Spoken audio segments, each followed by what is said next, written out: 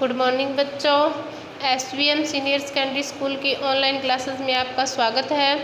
कक्षा 6 हमारा second lesson चल रहा था ग्लोब। ठीक है, पार्ट कौन सा था? 2 ग्लोब। ग्लोब में क्या था? अक्षांश और देशांतर। हमने अक्षांश पढ़ लिए थे।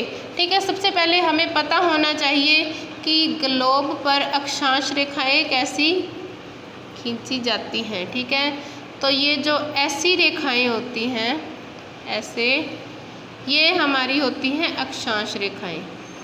ठीक है, ये ठीक है। इसमें हमने पढ़ा था कि अक्षांश रेखाएं क्या है, ये पढ़ लिया था। फिर हमने पढ़ा था पृथ्वी के ताप कटिबंध कितने थे? 3। सूर्य की किरणें जिस क्षेत्र पर सीधी पड़ती हैं वहाँ था उष्ण कटिबंध, फिर थोड़ी तिरछी पड़ती है वहाँ था शीतोष्ण कटिबंध, और जहाँ बिल्कुल कम पड़ती है वहाँ था शीत कटिबंध।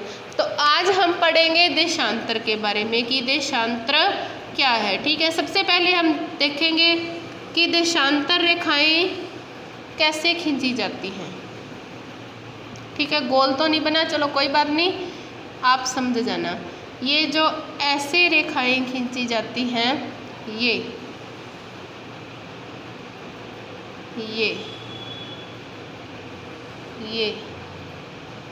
ये हमारी क्या है?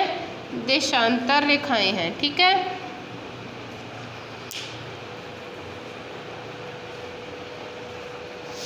या इनको ऐसे नहीं, ऐसे देखो, एक मिनट,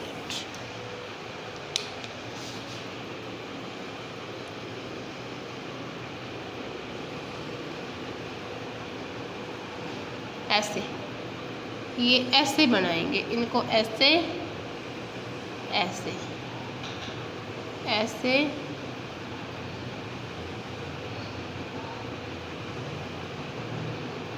ये हमारी क्या है? देशांतर रेखाएं हैं। ठीक है, तो जानते हैं कि देशांतर क्या है।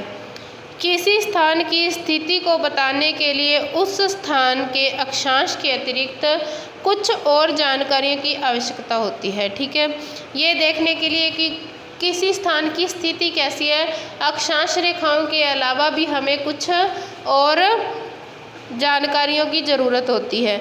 आप देख सकते हैं कि प्रशांत महासागर में स्थित टोंगा द्वीप, हिंद महासागर में स्थित मॉरिशस द्वीप एक ही अक्षांश पर स्थित है। इनकी यह स्थिति जानने के लिए यह पता करना जरूरी है कि ये उत्तरी ध्रुव से है या दक्षिणी ध्रुव से हैं। ठीक है, इन रेखाओं को क्या बोलते हैं? देशांतरीय यमयोत्र कहते हैं। कि जो रेखाएं देशांतरों को भागों में बांट देती हैं उन्हें क्या बोलते हैं? देशांतरीय यमयोत्र। तथा उनके बीच की दूरी को देशांतर के अंशों में मापा जाता है। इनके बीच की दूरी को देशांतर के अंशों में मापा जाता है। प्रत्येक अंश को मिनट में और मिनट को सेकंड में बांटा जाता है। ये क्या कहलाते हैं? अर्धवृत्त कहलाते हैं। इनके बीच की दूरी ध्रुवों की तरफ बढ़ने पर घटती जाती है। यानी जो इनके बीच की दूरी है, जब हम उत्तरी ध्रुव और दक्षिण ध्रुव की ओर बढ़ेंगे तो इनकी दूरी क्या होगी? कम होती जाएगी। ठीक है, एवं ध्रुवों पर जाकर बिल्कुल 0 हो जाती है। यहाँ सभी देशांतरीय यमयोत्र आपस में मिलती हैं। अक्षांश समांतर रेखाओं से भिन्न सभी देशांतरीय यमयोत्र की लंबाई समान होती है, इसलिए इन्हें सिर्फ मुख्य संख्याओं में व्यक्त करना कठिन था। तब सभी देशों ने निश्चय किया कि ग्रीनविच, जहां ब्रिटिश राजकीय वेधशाला स्थित है, से गुजरने वाली यमयोत्र से पूर्व और पश्चिम की ओर गिनती करना शुरू किया जाए। ठीक है, क्या था? जो ये रेखा थी, ये दिशा हमारी है पूर्व और ये है पश्चिम। ठीक है, इस रेखा से पूर्व की ओर गिने और इस रेखा से पश्चिम की ओर गिने। ठीक है, तो क्या था कि गिनती शुरू करें। फिर इस रेखा को क्या बोला गया? प्रमुख यमयोत्र। इस रेखा को बोलेंगे प्रमुख यमयोत्र। इसका मान 0 डिग्री है। क्या है? 0 डिग्री देशांतर है तथा यहाँ से हम 180 डिग्री पूर्व या 180 डिग्री पश्चिम तक गणना करते हैं। प्रमुख याम्योत्तर तथा 180 डिग्री याम्योत्तर मिलकर पृथ्वी को 2 समान भागों में बांट देते हैं। ठीक है, पूर्वी गोलार्ध और पश्चिमी गोलार्ध में। अब जो अक्षांश रेखाएं थी इनके बीच में विषुवत रेखा थी, वो उत्तरी ध्रुव और दक्षिणी ध्रुव में बांटती थी, लेकिन जब ये प्रमुख याम्योत्तर रेखा है ये क्या पूर्वी देशांतर और पश्चिमी देशांतर में पृथ्वी को बांट देते हैं। ठीक है, तो फिर क्या है, इसलिए किसी स्थान के देशांतर के आगे पूर्व के लिए अक्षर पूर्व तथा पश्चिम के लिए अक्षर पश्चिम का उपयोग करते हैं।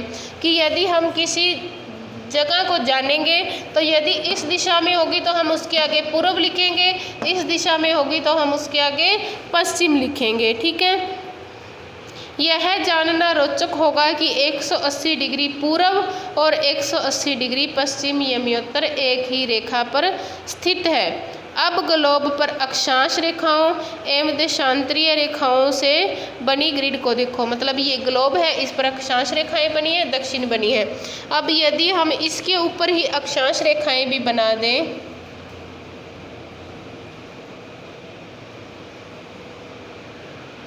ठीक है, ऐसी ही थी ना,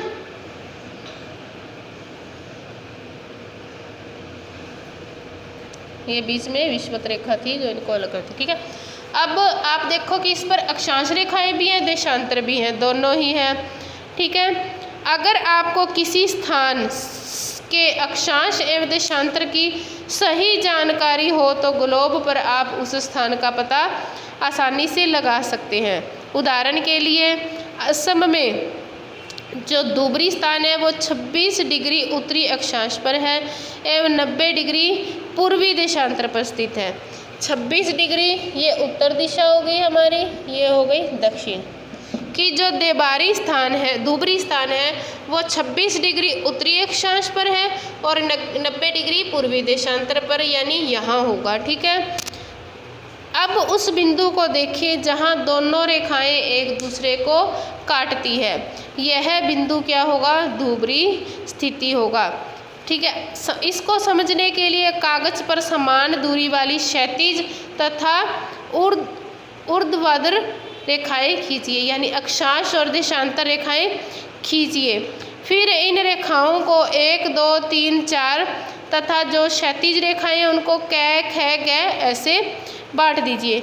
कुछ छोटे व्रत खींचिए, इन छोटे व्रतों को ए ब द नाम दीजिए। ठीक है, तो इससे हमें क्या है, धुबरी स्थान का पता चल जाएगा।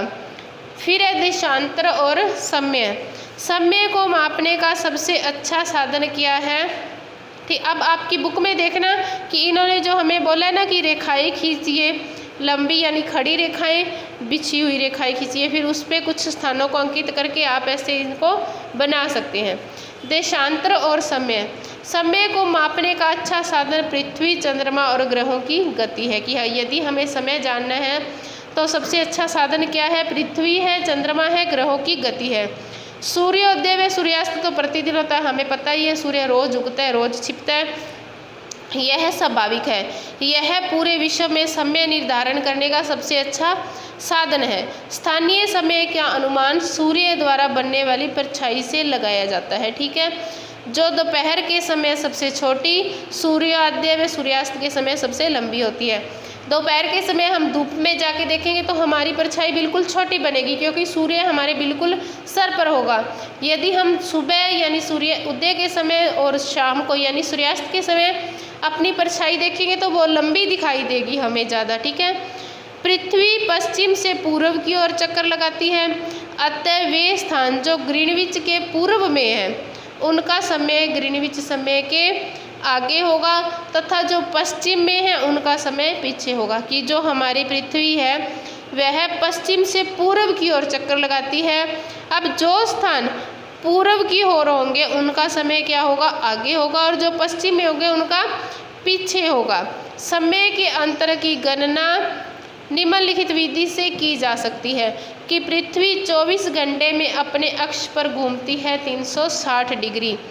वह 1 घंटे में कितना घूमेगी? 15। कैसे? अब देखो कि पृथ्वी 24 घंटे में अपने अक्ष पर 360 डिग्री घूमती है, ठीक है।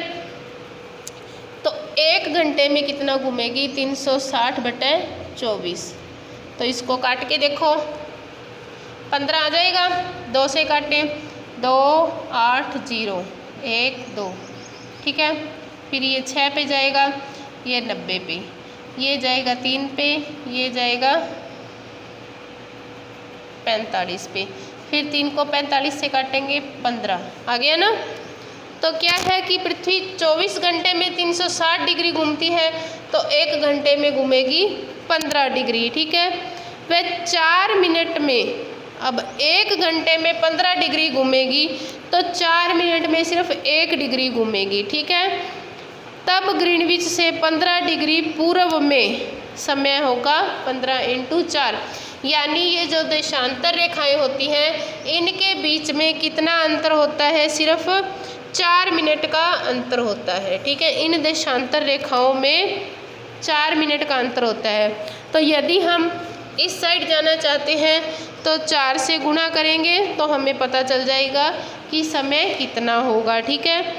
फिर है, लेकिन ग्रीनविच से 15 डिग्री पश्चिम में जाने में समय में 1 घंटा पीछे होगा, ठीक है। यहाँ हम जो समय है, जैसे हमारे पास 15 डिग्री है तो इधर से हम 4 जाएंगे, 4 तो ये हो जाएगा 60 डिग्री, तो 1 घंटा हो गया।